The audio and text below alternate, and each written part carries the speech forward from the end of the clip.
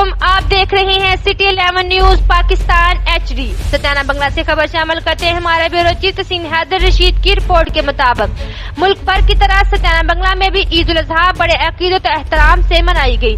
सत्याना बंगला में ईद के दो बड़े इज्तिमा हुए, एक government higher secondary school for boys, दूसरा government higher secondary school for girls में हजरत अल्लामा मौलाना कारी काशिफ ने ईद उल अजहा की नमाज अदा करवाई। इलाका भर से सियासी, समाजी, रूहानी वकला, तमाम मकतबाए फिक्र ने हजारों की तादाद में ईद उल अजहा की नमाज अदा की।